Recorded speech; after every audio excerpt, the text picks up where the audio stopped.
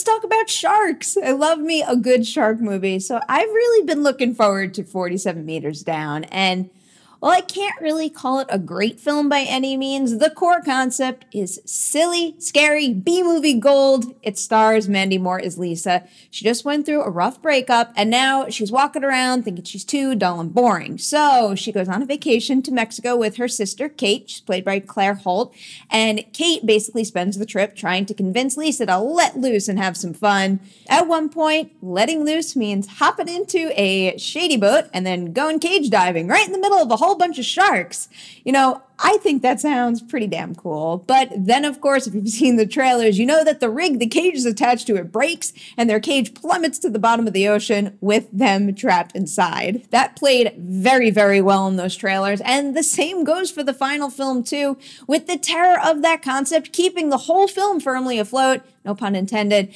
Mandy Moore and Claire Holt are perfectly fine as Lisa and Kate, and they've got enough chemistry to make you root for both of them to make it out of this whole thing alive, but there's also a lot of melodrama. The dialogue they're given is pretty rough, and they don't really bring much more to the characters than what's on the page, but they make it work, and in this case, that's good enough. The second that cage drops, it feels like you just got the wind knocked out of you, and the script has enough twists and turns that the idea of them being stuck in this cage on the ocean floor actually can sustain a whole feature film. A lot of the little challenges they have to overcome and the decisions that they make actually do make a little bit of sense, but then, as you might guess, 47 Meters Down is also filled with silly mistakes that'll make you roll your eyes and say, how could they? But can you really count that as a negative with a movie like this when those moments still have you on the edge of your seat yelling at the screen? There's really only one time 47 Meters crosses the line when it comes to ludicrous plot points, and it comes during the tail end of the film, so I'm not going to discuss it here, but when you see it, you'll probably know what I'm talking about.